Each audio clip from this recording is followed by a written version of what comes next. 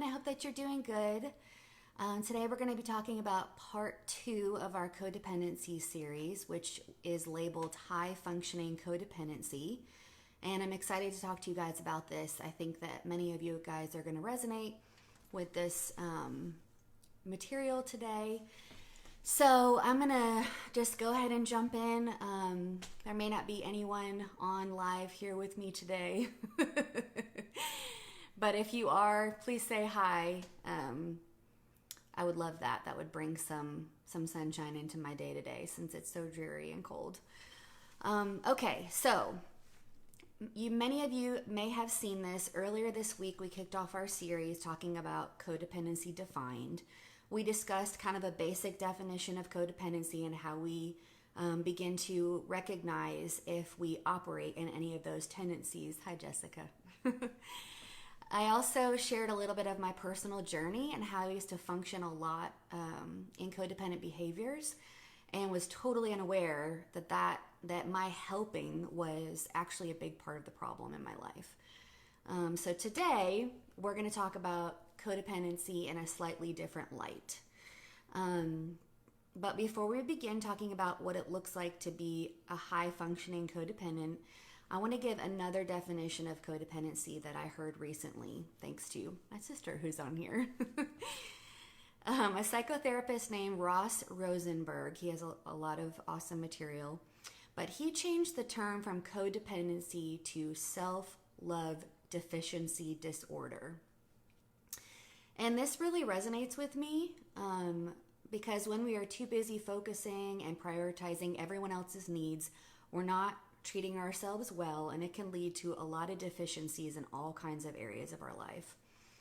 He also stated that codependency or self-love deficiency disorder is defined as a person who's giving all the love, all the respect, and all the care to another person, wanting it to be reciprocated, finding that it's not, and then staying in the relationship anyway.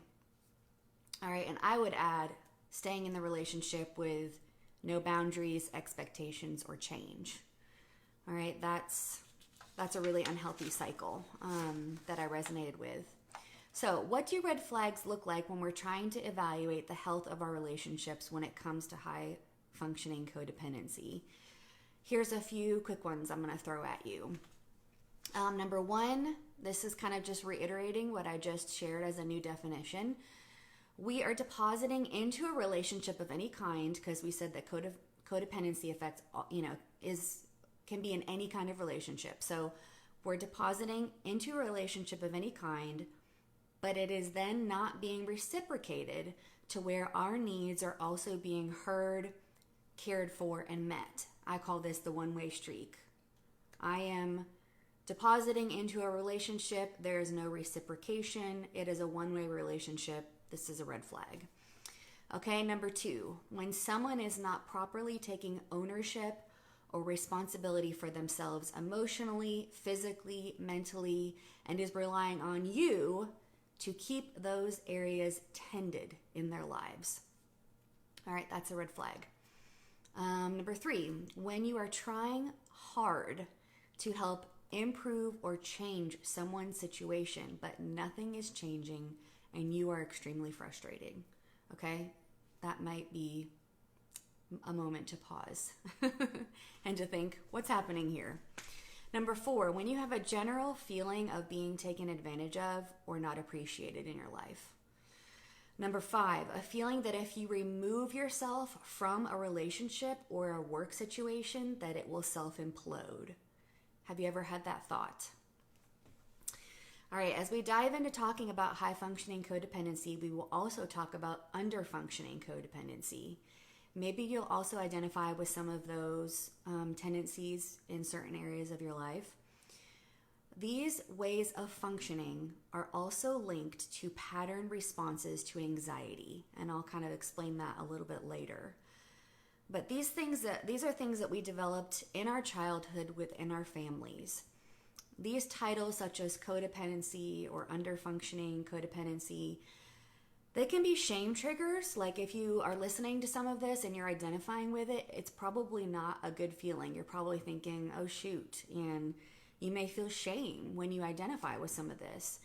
But I just want to reiterate that these titles are not meant to be labels, but simply meant to bring awareness to a bucket of behaviors that are causing you to live in a way that leads to unhealthiness. So I am not in the belief system that, if I recognize I have codependency, that I then announce myself as, hi Jenny, I'm Jenny, I'm codependent. I've been actually in groups where people have done that, and I don't believe in putting a label on it. I think it's a like I said, a bucket of behaviors that we can pick up and that we can set down. And I'm simply wanting to bring awareness. I don't want you guys to feel shame. I don't want you to feel, any of those bad emotions. We're just highlighting what this looks like so that we can begin to transition out of it. All right. So to determine what is overfunctioning and underfunctioning, let's talk about what is optimal functioning. Optimal functioning is general health, general healthiness. That looks like getting things done, managing time well, making decisions, following through, keeping your word. You are not over-promising and under-delivering. You do what you say you're going to do. That's optimal functioning.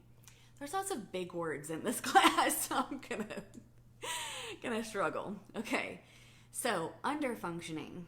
What is under-functioning? That is less than optimal functioning. That looks like someone not filling their roles, not maintaining the goals they've set, someone relying on other people to manage things for them. They have dreams, but they can't make them happen. They're sometimes the people you'll hear other people commenting and saying, oh, you have so much potential. I don't know why you're not reaching it. It's someone that looks to other people to make decisions for them. Someone who makes unwise relationship choices or unwise parenting decisions. They can be seen as lazy, fragile, unmotivated, or sometimes emotionally immature. They are usually the identified patient in the family system. So the black sheep or the scapegoat, the one that the family is kind of swarming around and, recognizing, oh, this is the person that needs all the help and that. So under stress, all right, under stress, an underfunctioner tends to get less competent. They invite others to take over, and they often become the focus of worry or concern. They think or portray, I won't function, I will fall apart. I don't help, I need help. So that's kind of even subconsciously like the position they take when they're under stress. All right, so let's talk about overfunctioning. What does that look like? Overfunctioning is the person that takes more than 100% of the responsibility of their life and the lives of those around them. All right, they can be over-focused on another person's problems or situations. There's a fear that if you don't do it, it's not going to get done. They can get angry because they do things others should do, and then they are resentful. Under stress, overfunctioners tend to move quickly to advise, rescue, take over, micromanage, and basically get into other people's business rather than looking inward. So me as an overfunctioner, I'm feeling stress. Instead of me connecting with myself, taking a moment to evaluate, to process, I am going to instead respond by micromanaging, fixing, trying to control, trying to get invested in everything that's going on outside of me. All right? These people are often saying or thinking, I won't feel, I don't need help, I help. That is how I function. Do a lot of quotes too, sorry about that. Your own self-care does not exist. Other people's needs are a greater priority. And that's not like a conscious thought, but if you look at your life and the actions of your life and where your time is going to, it will tell that story. When you look at overfunctioning and underfunctioning, you can see both are forms of armor. They're a defense mechanism. They are learned behaviors for getting out from underneath fear and anxiety. Okay, the overfunctioner says, I won't feel, I will do. All right, so that's the shield. Like, I won't feel. I'm not going to feel, I'm not going to process, I'm just going to do. And that's how I'm putting up a wall and handling my anxiety. I don't need help. That's the overfunctioner. The underfunctioner will fall apart. They will say, I give up. They withdraw. So their shield is, I'm tapping out, I'm stepping back, I'm withdrawing. Like, you do it. An overfunctioner tends to always be paired with an underfunctioner. The more the overfunctioner overfunctions, the more the underfunctioner underfunctions. Okay, and you have to change this dance. I call the dance the cycle. See if you can relate to this, okay? If you're trying to determine if you're an overfunctioner, see if you can relate to this. When you're faced with a challenging situation, do you step it up and then step it up a little bit more? When you're faced with dysfunctional behavior, do you compensate and then overcompensate some more? When you see someone making poor choices, do you rescue or feel the need to take on the burden? All right, do you have the thought that if something needs to be done, you must do it or it's not going to get done? All right, these are signs and symptoms that you are overfunctioning. In part 1 of this series, I gave some scenarios that could be indicators that you are operating in codependent tendencies. One of the examples in the list was, do you try harder than another person to solve their problems? This was one of the main ways that I operated at work, at home, in social settings. If there was any deficiency, any lack or void, I would immediately step in to fill it. With personal relationships, if you were going to withdraw or be depressed or have a bad week or check out, then I would just step in. My mindset was, and again, this was not like me going around consciously thinking this, but looking back, I see my mindset was, if you're not up for it, I'll do it. I can take care of you and I can take care of myself. But the reality was I wasn't taking care of myself. I was doing what was needed to be done, but in a tizzy of anxiety, exhaustion, and resentment. Earlier in my life, operating in this way actually brought me joy. I felt wanted, needed, important. I told you kind of my identity was attached to this. I was good at sensing people's needs. I was good at seeing what was lacking at work and could make things better. I was good at solving problems and creating solutions for others. My ideas seemed to be on point and to be helpful. This way of operating made me feel liked and it made me feel good. Over time, though, the busyness of this kind of hypervigilance towards my personal life, work life, and social life started to take a toll. My body and my emotions could not keep up with the pace, the demands, and the burdens. I started feeling unappreciated, overwhelmed, and alone. I started feeling very alone. The problem was I wasn't in any way getting my needs met at home with my ex. So I was subconsciously busying myself with meeting everyone else's needs as some type of way to soothe the deficiency in my life. Okay, that almost makes me cry when I say that because, again, I didn't realize this is what's happening. But it was like if I was in a healthy relationship and I couldn't get any of my needs met, then I was going to at least try to feel like needs were getting met by just helping everyone else's needs getting met, all right? And that's really sad when you think about it. Even recently, okay, here's a recent example, and I asked my husband permission to share this. I always do that, just so you know. I am a high believer in asking permission first. Even recently, I caught myself overfunctioning, okay? When the pandemic really came into play, I freaked out. It was the beginning of quarantine, and of course, the beginning of quarantine was perfectly timed with a massive dark curveball from my ex. My husband was forced to immediately move his entire business virtually, and his other job was put on hold, and so there was no income. On top of that, we were 1 month into marriage, blending families and adjusting to living with someone again. All right, that was a lot. I'm a reactor and my husband is an avoider. I immediately wanted to figure out how to tackle and solve everything that was going on. But my husband withdrew because he internally processes and doesn't usually come out until he's got some things figured out. I noticed he withdrew. I'm very good at recognizing when someone does that as an overfunctioner. I noticed he withdrew and I kicked into my full mode of overfunctioning. In my head, I was thinking, I know what to do with this. I will make a schedule for homeschooling. I will call this attorney to get this ball rolling. I will stock up the fridge with these items so we have food. I will call my son's therapist to begin to tackle this new issue. I will voice many suggestions so my husband will have excellent advice about how to transition his business online. Okay, I had lots of answers, lots of ideas.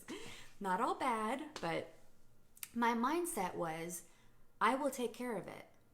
In reality, this was me becoming highly anxious, managing the hell out of everyone around me, and being in a constant state of stress due to the unknowns, and also being resentful that I once again felt like I had to take care of it myself. If I'm being totally honest, this zone of overfunctioning is a comfort zone for me. I know how to kick into high functioning survival mode. I've lived this for the majority of my life. I've become an expert at moving things forward when others are not functioning well. So it feels comfortable, but it is not healthy. You can see in this recent example with the pandemic, the story I was playing out in my mind. See how I defaulted to high functioning codependency. I allowed no room for my husband to process the pandemic and come up with suggestions and offer support. I allowed no time to feel my feelings about the dark curveball from my ex that had major implications for me and my son. I was not working on solutions from a place of rest, but from a place of anxiety, fear, and believability where nothing would get done unless I did it. That is my default. See the signs in my story? It was me communicating without communicating. I won't feel, I don't need help, I help. And I got thinking about this as I was kind of processing this later is how does it make other people feel when I operate in this kind of functioning and anxiety? And when I don't take the responsibility to feel or to process my own emotions? I have to believe and saw signs that my husband and my son were feeling highly anxious because of how I was operating. So anxiety can be really contagious. I think they were feeling pressure to just move into the survival mode and move into the micromanaging that I had created. I think they were feeling probably like they needed to perform because they were in other parts of processing all of this and I was way down the road, so I thought. So they were probably feeling like they needed to perform and pretend to, catch up in the systems that I had created. So it was putting a heavy weight on them for me to kick into this kind of functioning. So anyway, that's my story of recent experiences. So getting back to overfunctioning in perhaps your life, I want you to hear me. If you don't balance out the overfunctioning in your relationships, they will become toxic or they will end. All right, I know that's a heavy statement, but I've definitely found this to be true. As an overfunctioner, you may feel burnt out, exhausted, like you're carrying an impossible workload, like you're working harder than everyone else, like you're the one that saves the day. I know you would never say that out loud, but sometimes we tend to feel like that. There are many things we tell ourselves to justify and cement into our minds that this behavior is okay, helpful, or needed. As an overfunctioner, this is really important too. I found that typically you are also looking for things within yourself to change. What else can you give up to make this work better? This is key to lock into this mindset and to identify if you're thinking this way. Because if you truly believe that changing something about yourself is the answer to change something with someone else, you will slowly start to waste away till you don't recognize yourself anymore.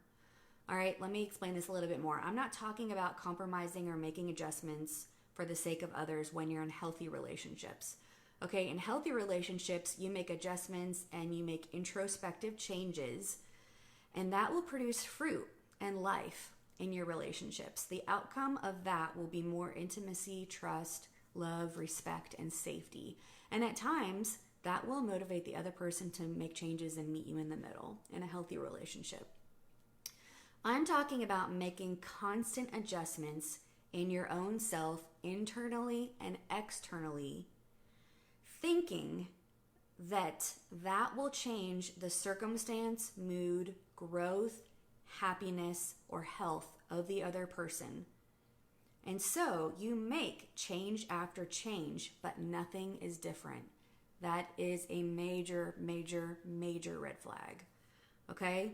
At that point, we should think, what is off? But instead, what you may think is, what else can I do to help or support? What other change can I make within myself? That is codependency.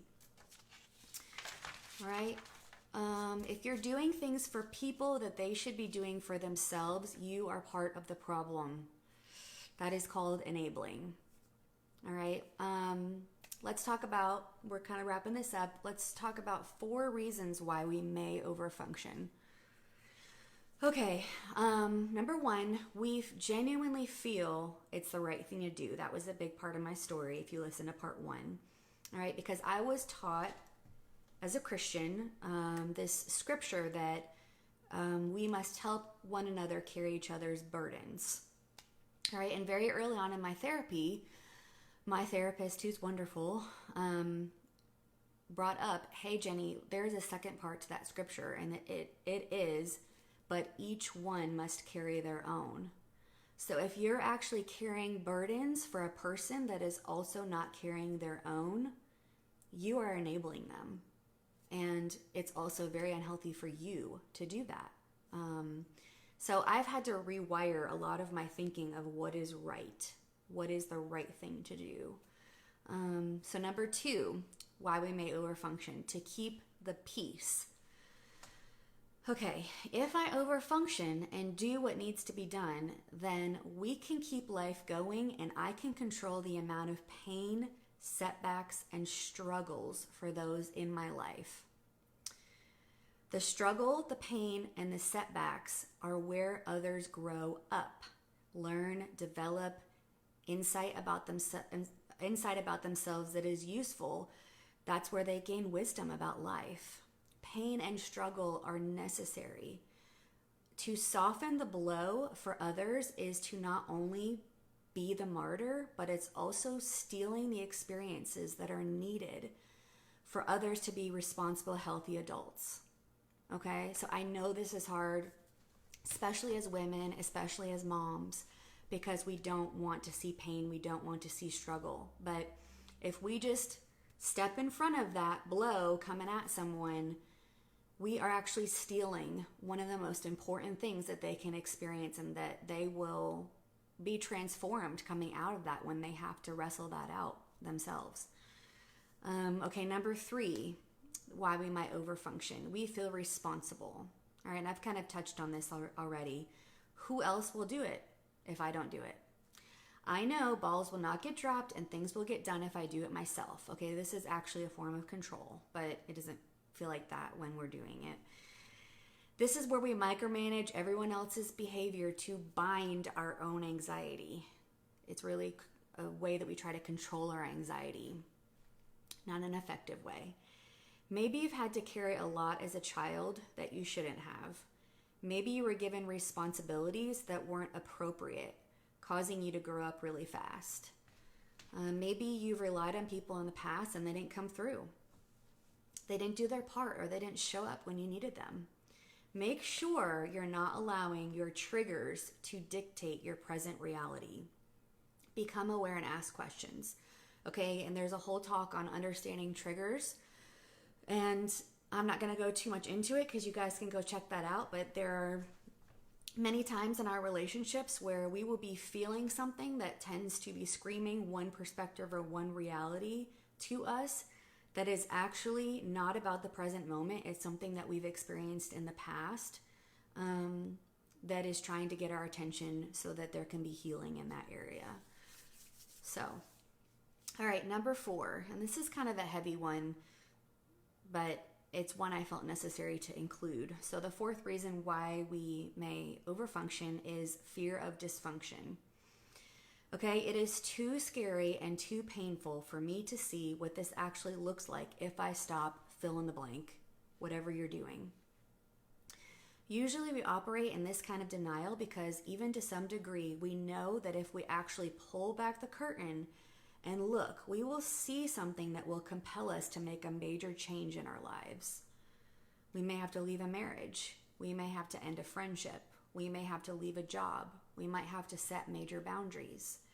Sometimes we are unwilling to face this, and we are scared of the implications it may have.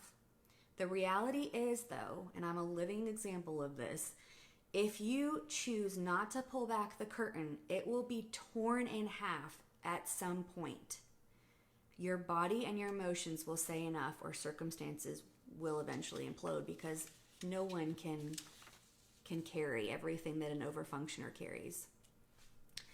It is also true that us facing the truth of our situations and relationships leads to the greatest freedoms we will ever experience. It takes courage and risk and faith to shift the dance and to be honest. But it is the only way to freedom, an enjoyable life, and a healthier you. So I just want to encourage you to, if anything resonated and that you're an overfunctioner, your tendency is going to be, I won't feel, I'm going to manage my anxiety, but just keeping the activity, keeping the help and the support and the extra love. But I really encourage you to take a moment to process some of the things that we've talked about in part 1 and part 2. Okay? So that's it for this session. In part 3, which is coming up, we will talk about how to change the dance and move away from codependent behaviors and begin to heal. All right, thanks everyone for joining me and for tuning in, and hope you have a wonderful day.